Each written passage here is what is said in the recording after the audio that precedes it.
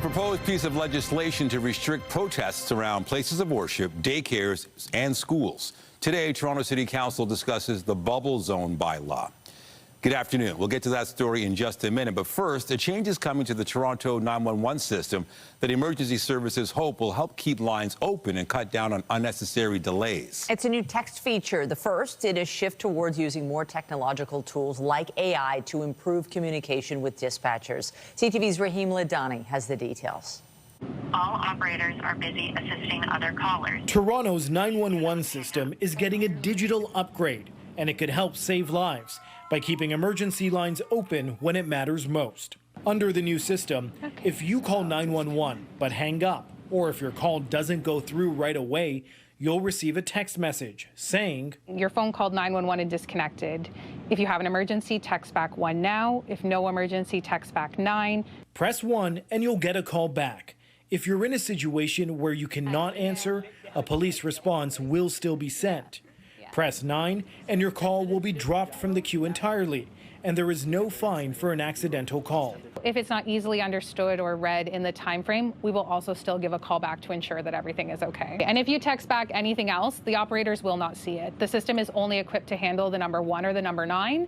We are in a live 911 call center where right now nuisance calls and misdials Consume 30 hours per day. With this new texting feature, the goal is to free up these operators to respond to real emergencies faster. This feature is part of Canada's move toward next-generation 911 technology. Toronto Police implemented the first phase last summer. In the years ahead, they hope people will also be able to send pictures or videos to 911 dispatchers, something already in use across parts of the United States.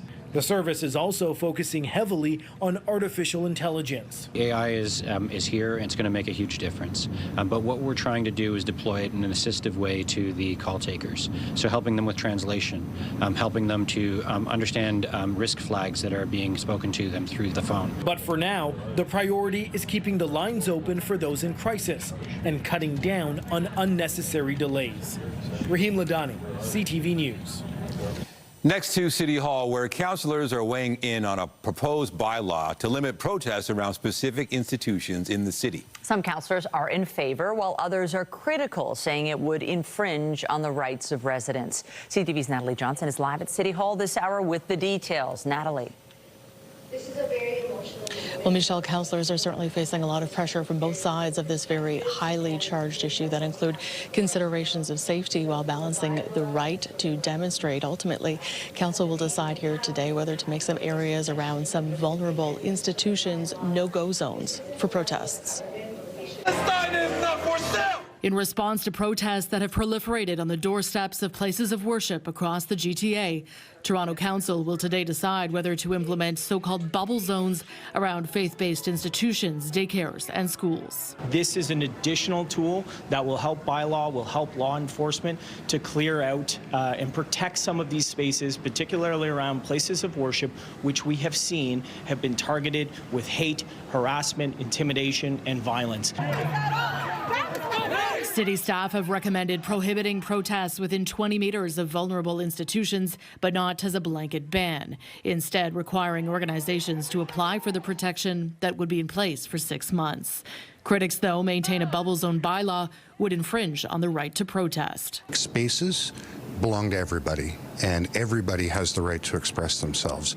If we don't encourage the right to protest, we lose all the democratic rights that have been built up in Canada over time. Vaughan and Brampton have passed similar bylaws establishing a 100-meter bubble zone without requiring individual applications. Some councillors maintaining this shouldn't be a decision made at the city level. I'm concerned that we are violating people's charter rights. Toronto is a very diverse city with different ethnic backgrounds. It doesn't take any rights away.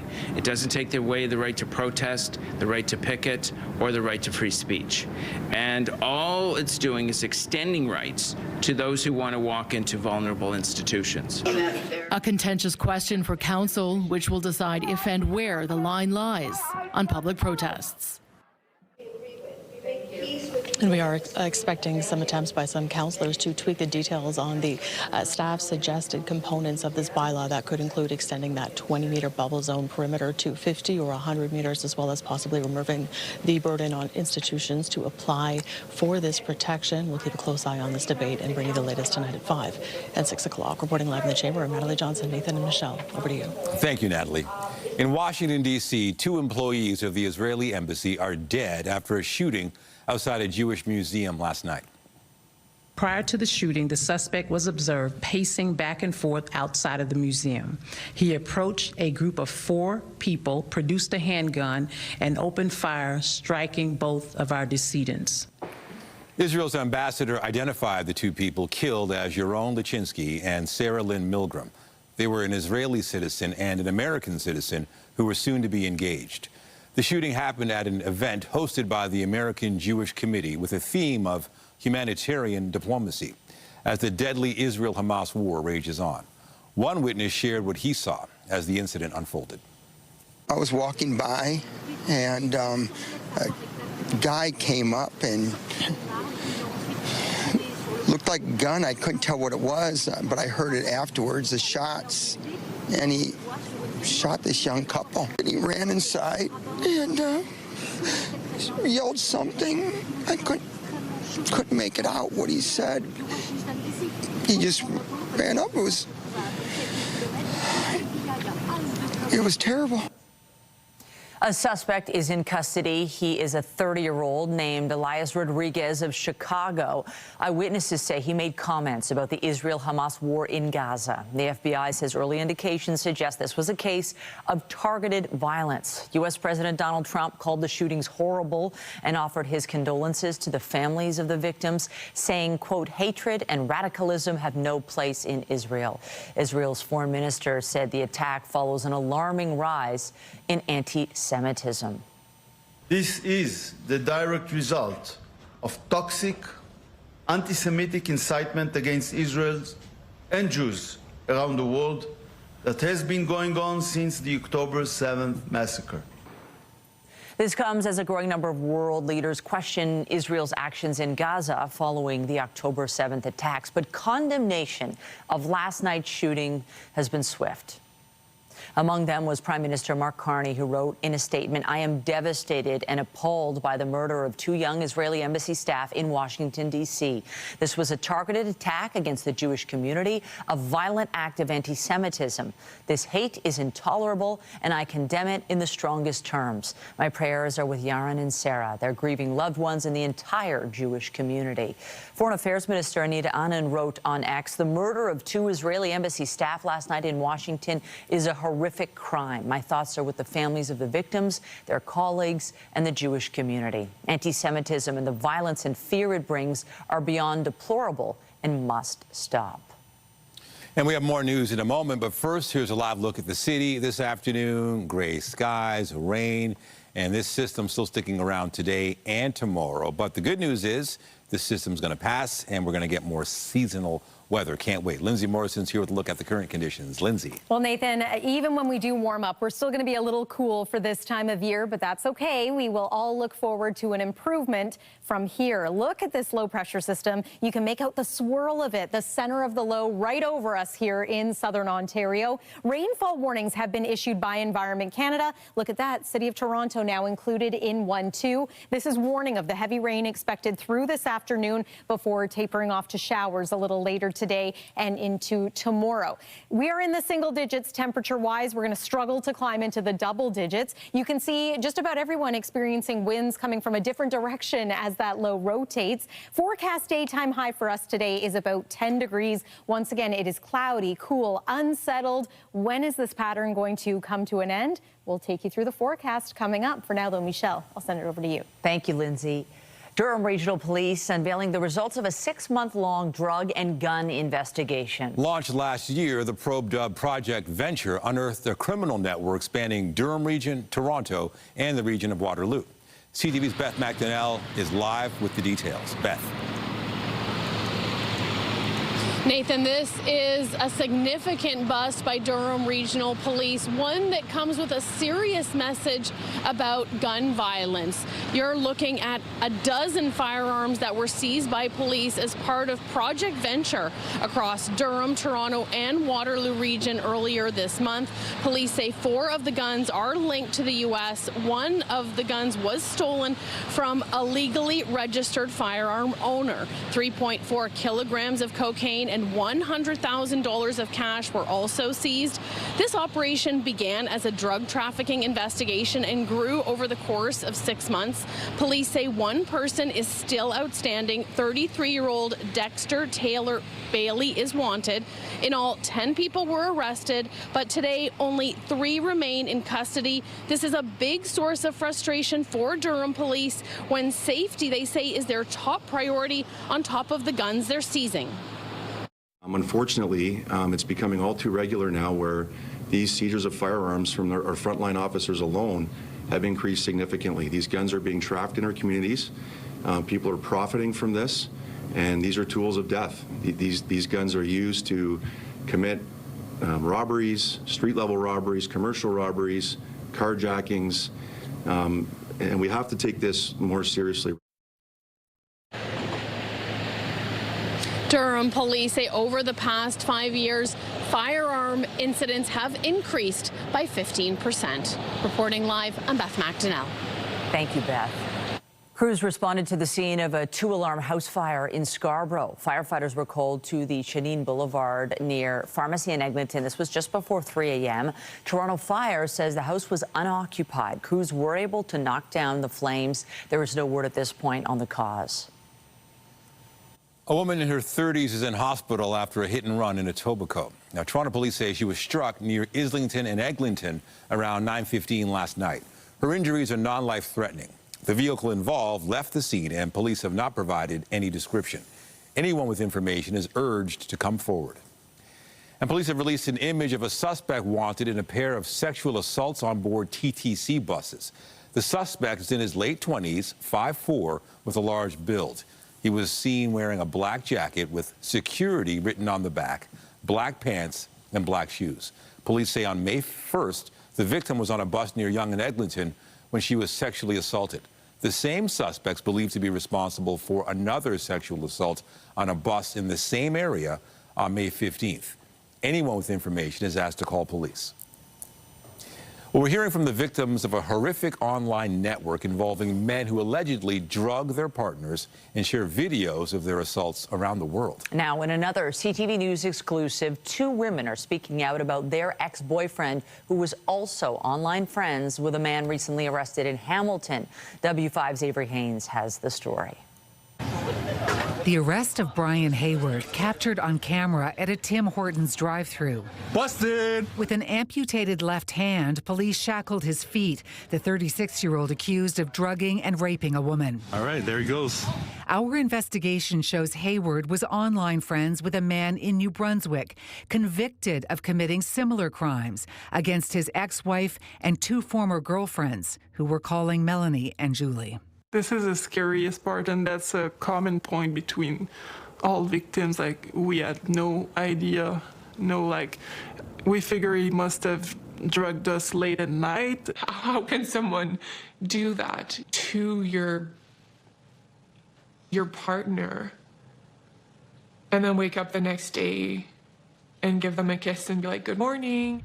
Their ex-boyfriend was convicted in Moncton, New Brunswick in 2024, sentenced to 16 years behind bars. There's a publication ban on his name to protect the identity of one of his victims, his now ex-wife. The man posted videos of his crimes on a porn site. His account has not been taken down. And this shows just how connected this network is. By scouring his friend list, we found he was online friends with Brian Hayward, the man now behind bars in Hamilton. Hayward's account has about a dozen videos of women who appear unconscious. We alerted Hamilton police, and just days later, they arrested him, and in a news release say they seized his electronics and powerful drugs. The long list of charges relate to just one woman. Police are appealing for other potential victims to contact them.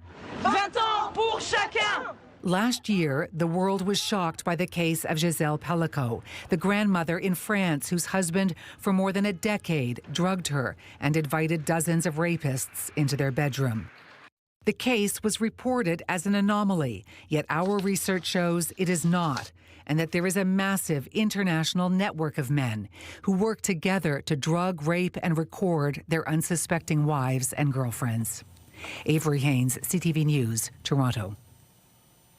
The sexual assault trial of 5 former members of Canada's World Junior team is resuming in London today. On Wednesday, legal arguments took up much of the proceedings. Here's CTV's Nick Paparella. As the 5 defendants arrived at the London courthouse, they were expecting to hear more from their former teammate who played along with them on the 2018 Canadian World Junior Hockey Championship team. But the trial never heard from Brett Howden on this day. Howden, an NHLer who is now playing in Las Vegas, was testifying via webinar. Partway through his evidence on Tuesday, Crown attorney Megan Cunningham brought up an application which would allow her to cross-examine her own witness, saying his testimony has changed from earlier statements. The Crown brought up the application after citing 18 inconsistencies in his testimony from previous statements that were made in 2018, 2022, and 2023. The defense argued that Howden is not a sophisticated witness who may not accurately remember what happened 7 years ago in a downtown London hotel room, and that's the reason for the difference from earlier statements. In the end, Justice Maria Caraccia decided that there were inconsistencies in 4 areas, and the Crown should be allowed to continue with the application. The charges in this case stem from allegations that a group of men sexually assaulted a lone female in the Delta Armories Hotel in June of 2018. It's the same time the players were in London for a Hockey Canada gala to celebrate their gold medal win. All 5 defendants, Alex Formanton, Michael McLeod, Carter Hart, Dylan Dubé, and Cal Foote, have pled not guilty. When this trial started a month ago, it was slated to last 8 weeks. But after 2 juries were dismissed and delays with legal arguments, it will now probably take a lot longer. The day ended with more legal arguments between the Crown and the defense. Howden, who was on standby all day, is expected to resume with his testimony when this case gets back on track on Thursday. Nick Paparella, CTV News. We could be less than 24 hours away from another Canada Post strike. The Canadian Union of Postal Workers says Canada Post's refusal to accept a 2-week truce comes at a critical time for negotiators. The union says they're only in the very early stages of reviewing Canada Post's latest offer, and reviewing that legal wording takes time and careful evaluation. Canada Post says it's ready to return to the table as soon as possible with the assistance of the mediator, and it offers to provide increased wages and remove key sticking points in the labor dispute. After this lengthy delay, this service disruptions from the strike last year, and everyone looking for certainty, our volumes are way down. Our employees are scared. Our customers are frustrated. They're looking for us to get a deal and to treat this with the urgency that it deserves. Therefore, pushing pause is in nobody's best interest. Let's hammer out a deal, get this done, and give everyone the certainty they're looking for. The Crown Corporation's proposal also includes a wage increase of around 13.6% over 4 years. A strike tomorrow would be the second in 6 months. Also today, Prime Minister Mark Carney was officially sworn in as a member of Parliament for the Ottawa area riding of Nepean. I do swear. I do swear. That I will be faithful. That I will be faithful. And bear true allegiance. And bear true allegiance. To His Majesty. To His Majesty. King Charles III. King Charles III. Carney was declared the winner of his riding, securing more than 46,000 votes and defeating the Conservative opponent by more than 22,000 votes. This comes as he's preparing a throne speech laying out his minority government's plans. It will be delivered next week by King Charles. We're also tracking a developing story out of Southern California. A small plane crashed into a residential neighborhood in San Diego, setting a number of homes and vehicles on fire. This was the scene this morning. Smoke still rising from a number of badly damaged vehicles. Officials say the plane made a direct hit on multiple homes, creating a large debris field in this densely packed neighborhood. It's not clear how many people were on board the plane, but authorities say there have been multiple fatalities confirmed on the aircraft. At this point, it seems no one on the ground was injured. The U.S. House has passed President Donald Trump's sweeping tax cut bill. On this vote, the yeas are 215, the nays are 214, with one answering present. The bill is passed. The bill would add $3.8 trillion to the U.S. debt over the next decade, passed by a razor-thin margin. 2 Republicans voted against it, as did all of the Democrats. The bill will deliver tax cuts on tips and car loans, boost spending on the military and border enforcement, while also making cuts to Medicaid and food stamps. The package now goes to the Republican-controlled Senate for approval. Officials with global affairs have now met with Israel's ambassador, who was summoned after shots were fired near Canadian delegates touring the occupied West Bank. A group of foreign delegates, including 4 Canadians, came under fire in Jenin. Israel says the group deviated from an approved route, that it fired what it calls warning shots, and that it, quote, regrets the inconvenience. Prime Minister Mark Carney is demanding a full investigation.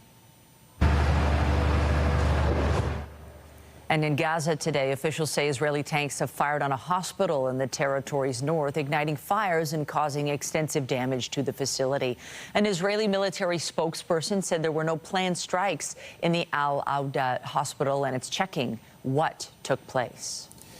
G7 finance ministers will wrap up their summit in Banff today, where talks are centered around security, growth, and U.S. tariffs. We get along very well. Yeah. We get along very well, so we have a lot to discuss.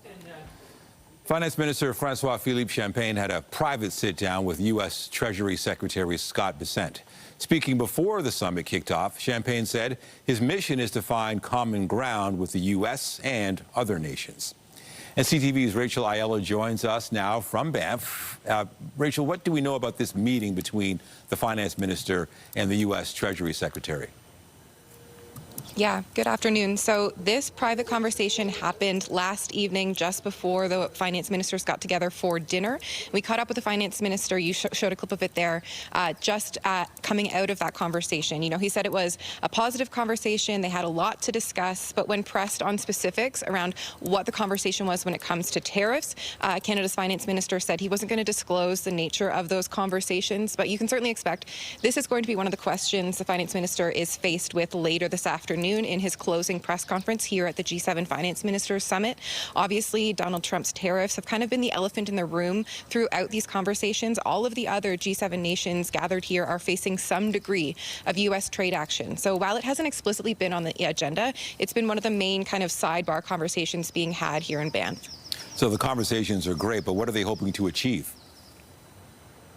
Yeah, well, at this point, it doesn't look like there's going to be consensus or sort of resolutions about U.S. tariffs specifically coming out of this meeting. But it is kind of a meeting where they are trying to lay the groundwork for what the leaders will be able to discuss next month at the G7 Leaders Summit. So we'll watch to see in the joint communique we are expecting later today what kind of language there is about tariffs and trade, if any. But really what I think we're expecting to see is some other areas of commonality. You know, while these leaders aren't necessarily able to agree on Donald Trump's trade approach, there are other massive global economic issues where they are looking to find consensus and ways to move forward on artificial intelligence, financial crime, as well as the war in Ukraine. So we're watching to see if there is more actionable items coming in those areas. But I don't think we're going to be walking away from this summit later today with a resolution on tariffs. It does sound, though, according to the U.S. new ambassador, that there is hopes that some sort of conversations, a new deal, lessen tariffs could be reached this summer. Mark Carney, though, has said he's going to take the time it takes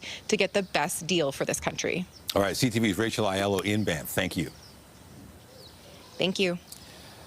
The federal government says it has assurances from Stellantis the automaker won't move jobs out of Canada. It comes after the company announced another production disruption at its Windsor plant. CTV's Queen's Park Bureau Chief Siobhan Morris is live with more. Siobhan.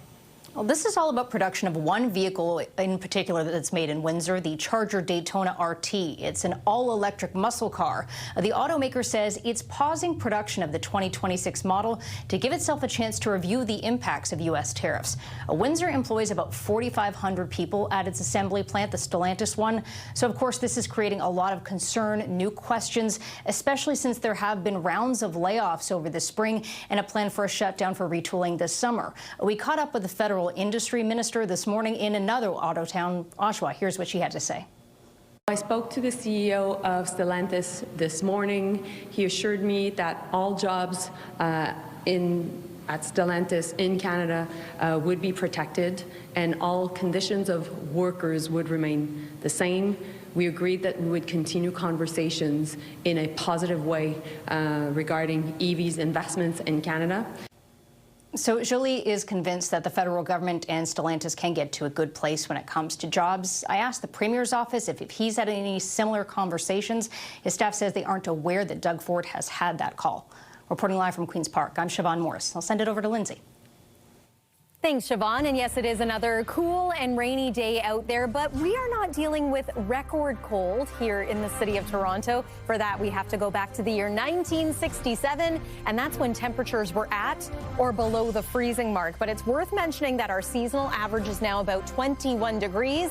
We will be half that later this afternoon. Forecast high 10, 11 degrees.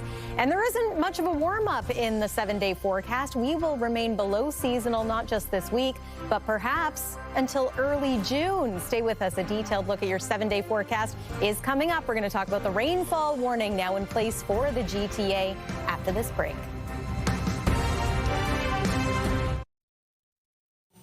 There is a rainfall warning in effect. And let's be honest, we don't need more rain. We've had enough. I'm over it. I'm sure a lot of people are saying, when's it going to stop? Because it's soaked out there. Yeah, we've been waiting patiently. Normally you get a couple of bad days here and there with rain and clouds, but it's been a long stretch, and we want this to come to an end. I think we probably also don't need a warning. We know that this rain is happening. It's been with us for some time, but the warning exists to remind us of the fact that we are looking at maybe 60 millimeters of rain by the time all is said and done. And I've talked about how this is a slow moving low, and so we're not getting all that rain at once, which is good news for any flood potential. However, as this low circulates, we could get maybe some low-lying areas dealing with some flooding, but as we make our way into tomorrow, we're going to see this heavy rain start to taper off. Weather is brought to you by the Presler Law Firm. Injury lawyers, you don't pay unless they win. So it's been unsettled for anyone spending time outside this week. This is what the walk to school has been looking like these days. Lots of umbrellas to be seen and some rubber boots as well. We caught up with some students and their parents to ask them what they think of these May weather conditions. Take a listen. Well, it's certainly different. I don't think I've ever seen anything in 70 years like this in the end of May. It's really cold and really windy. It feels like January without snow. Yeah, it feels like winter is just starting over. There's no spring. It's just winter again.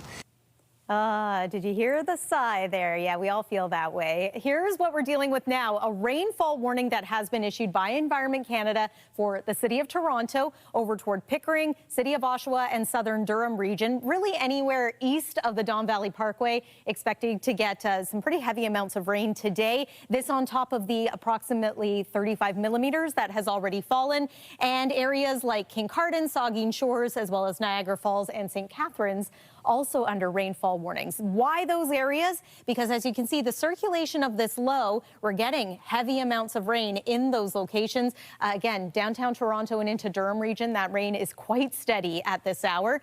Big picture look at this low, the center of it over southern Ontario right now. As it circulates, we're going to continue to get wet weather tonight, tomorrow, maybe Saturday too, but overall conditions are starting to improve. We're seeing a little bit of light at the end of the tunnel.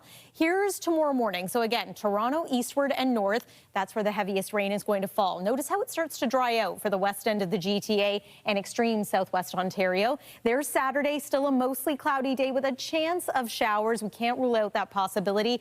And rainfall amounts looking north toward City of Barrie. Some pretty heavy amounts still expected through tonight and tomorrow too. Right now it is 9 degrees here in the city of Toronto. Temperature only warming to about 10. Couple that with the rain, and it's not looking like a great evening again for anyone heading out to enjoy some evening sports. Likely some cancellations once more. 8 is our forecast low for tonight. Here's a little snapshot of tomorrow around the region. Maybe a degree or two warmer than today. Still well below seasonal. Average temperature this time of year is 21. No sign of that kind of warmth over the next 7 days. 18 is about as warm as it's going to get, and that happens on Monday. Ahead of that, though, nice mix of sun and cloud for Sunday. We're all waiting for that. That's your look at the forecast for now. Nathan, back to you. Thank you, Lindsay. A TikTok prank that's becoming a trend in the United States is now showing up in some Canadian classrooms. It involves students deliberately destroying their laptops, and it's prompting urgent warnings. CTV's Kathy Lee has more on the so-called Chromebook challenge. Dangerous curiosity mixed with recklessness. A new social media trend is spreading and sparking safety concerns. It's called the Chromebook Challenge. Unfortunately, this is something that's going viral for all the wrong reasons. Students are reportedly sticking objects like paper clips and staples into charging ports of their school laptop. The goal? To short-circuit the device and make the lithium-ion battery smoke or catch fire. Video of the chaos is taken and the footage shared on various social media platforms. When we think about social media and our young, impressionable minds, we think about a currency of attention and validation. That's really where this begins as well as ends. Then there's also this idea of peer pressure. School officials are dealing with dozens of cases in the United States. One student even hospitalized, and in another school, several others charged for mischief. And now officials confirming some incidents in multiple Alberta schools. In one Edmonton case, the fire department was called. It's actually quite disappointing that people are doing this. I mean, this is so incredibly dangerous. It's not just destroying property, it's putting people at risk. The potential fires aren't just the danger, so are the fumes and toxic chemicals coming from the laptop. TikTok says it's removing dangerous content that violates its policy. No telling where exactly this will end, but I do think that there are some pretty swift and severe measures being taken by schools to stop this trend immediately in its tracks. Some of the school districts in Alberta confirmed to CTV News that they are continuously working with staff members to remind students of the serious safety concerns if the school's technology is misused. Kathy Lee, CTV News, Calgary.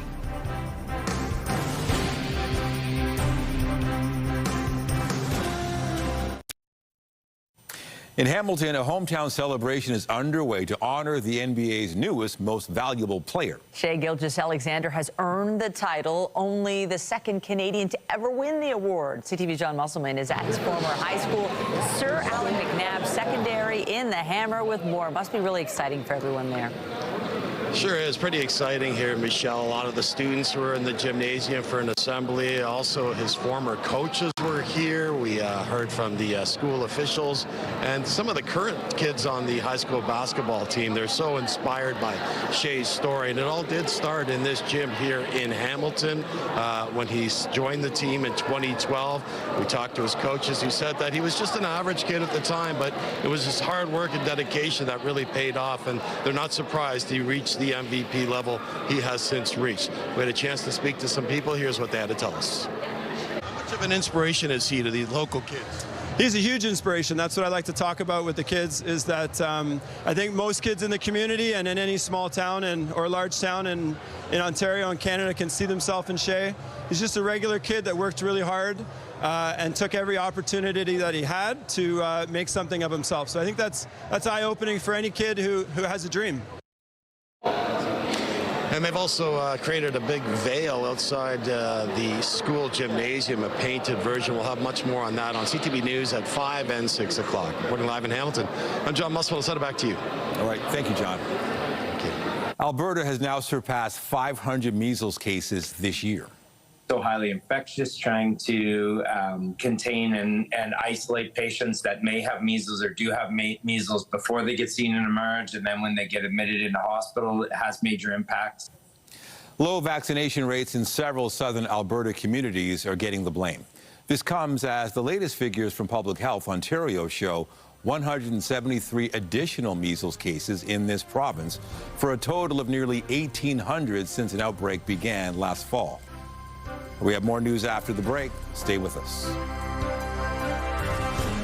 Get Toronto's top stories, breaking news alerts, and watch live. Download the CTV News app.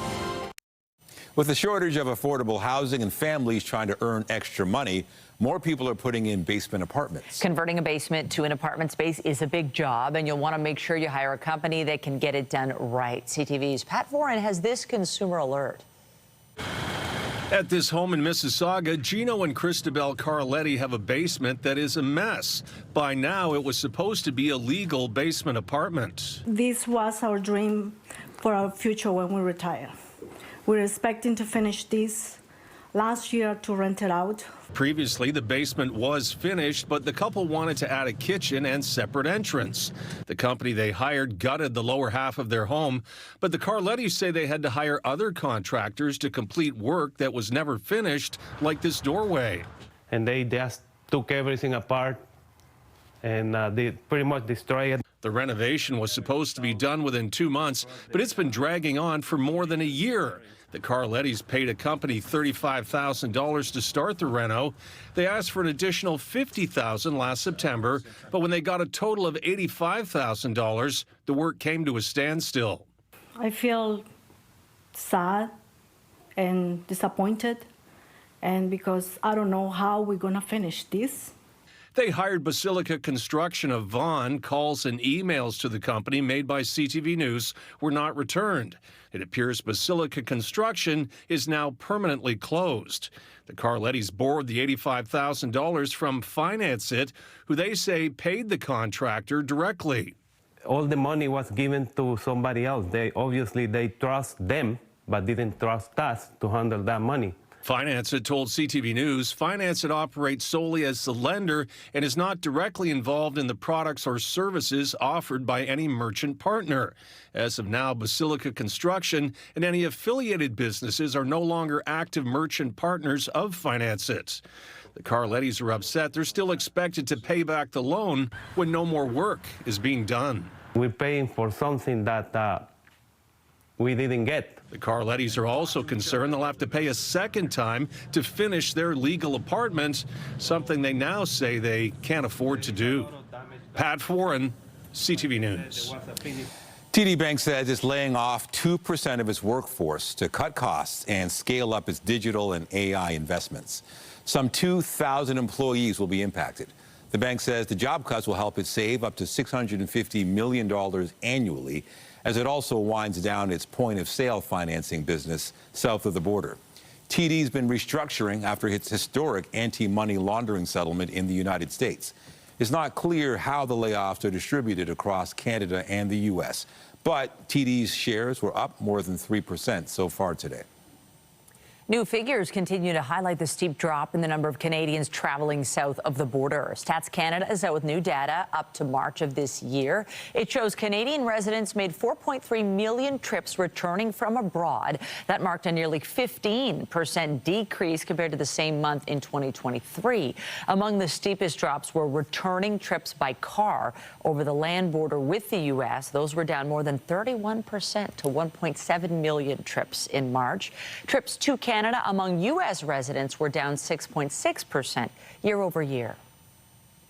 A Kitchener man is urging travelers to check their itineraries after running into a boarding pass problem. Thomas Paturek bought his round-trip ticket to Halifax using his common name Tom, but when his boarding pass didn't match his government-issued ID, he claims he had to pay up or risk getting pulled from the plane.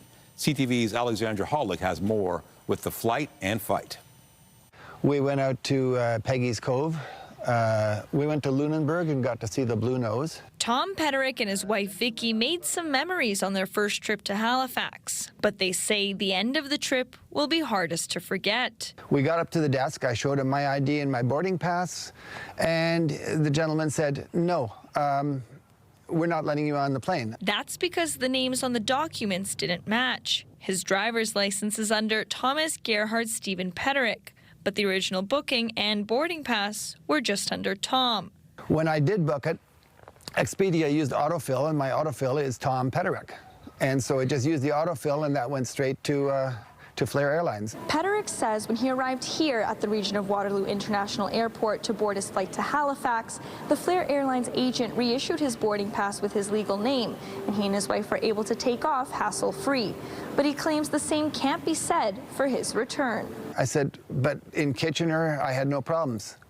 He said, well, we're not going to repeat that same mistake. In a statement to CTV News, a Flair Airlines spokesperson confirming the charge is standard practice. In this case, the name change exceeded 3 characters and was made at the airport on the day of travel, which resulted in both a name change fee and an airport service fee, the spokesperson says. While the gate agent was able to update the reservation on the outbound journey, the associated fee was not collected at that time and remained as an outstanding balance, which was applied on the customer's return flight. They charged me $79 plus taxes, which comes out to, I think, $92 or $93. And they would not give me a boarding pass or let me on the plane unless I paid that fee on the spot. According to the airline, the name change fee can be up to $99 plus tax. The law in Ontario provincially says you cannot charge that. You have to allow a reasonable opportunity to change. Otherwise, the whole contract is void. While Petterick's chances of being refunded are still up in the air, he says the incident has him rethinking his travel habits and suggests others do the same. Dot your I's, cross your T's, and make sure that everything matches before you hand out your information and before you hit the send button or hit the done button. Alexandra Hollick, CTV News, Kitchener. The Blue Jays were looking for a second straight win as they continued their series with the San Diego Padres last night. Lucas with a high fly, deep right field, and long gone. The Jays opened the scoring with a homer in the 5th inning. They broke the game open with a grand slam in the 8th. The Jays ended up winning 14-0. The teams will wrap up the series this afternoon. First pitch is just after 1. Coming up, spreading love through music and striking a chord to make change. The African Children's Choir hits all the right notes to improve the lives of the most vulnerable.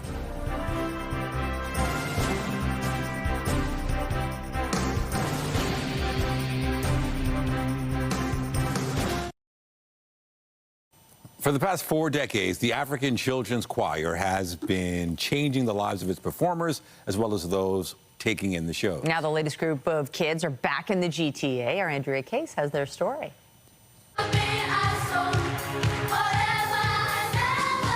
This is more than a concert, and these children are more than just a choir. Coming from humble and desperate beginnings, the African Children's Choir provides vision and an ability to expand their horizons. They see a bigger world, and they're exposed to people that are doing all kinds of things. They get to go to a fire station. They get to ride horses. They get to play soccer with school children. They go to visit schools. They do workshops in schools, and they see and they experience and they hear and they overhear so many things.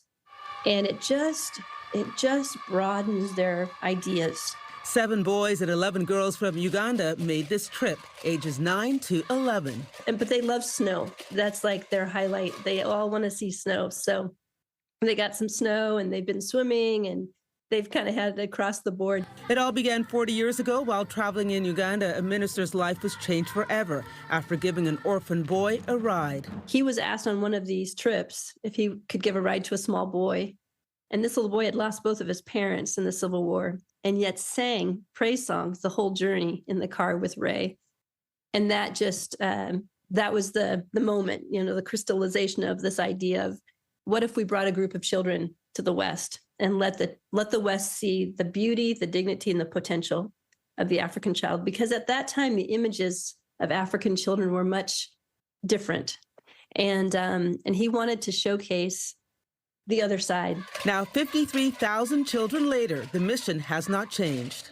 Concert manager Tina Sipp joined the organization 23 years ago after seeing a show.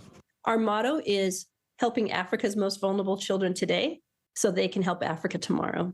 And that's exactly what they're doing. The children are educated in English from kindergarten through university for free, thanks to generous donations from those who attend the concerts and sponsors. Pick a field, and we probably have a graduate in that field. We've got doctors, nurses, journalists, artists, chefs, hairstylists, teachers, all kinds of teachers. The Just As I Am hymns tour will be at the Hope Restored Brampton Ministries on Friday at 7:30. Andrea Case, CTV News. I love that. Okay, so we got a lot of rain, enough to prompt a warning. Take us through the next few days. Yeah, so the warning includes City of Toronto and then East GTA, so Durham region. And we also have a rainfall warning in place for Niagara and St. Catharines, if that's where you're joining us from. One more look at the satellite and radar. I know it's a lot of rain. Visually, it looks that way too. You can see the center of that low circulating, and that is contributing to just how heavy the rain could be, maybe 60 millimeters by the time we are totally finished with this. 8 is the forecast overnight low for tonight. Tomorrow's forecast daytime high, maybe about 12 degrees. That would be an improvement from today, but you can bet that it is going to be muddy at the dog park tomorrow and probably into Saturday too. Here's your 7-day forecast. Brighter skies and warmer temperatures Sunday, Monday. Nathan and Michelle. Good to know. Thanks, Lindsay.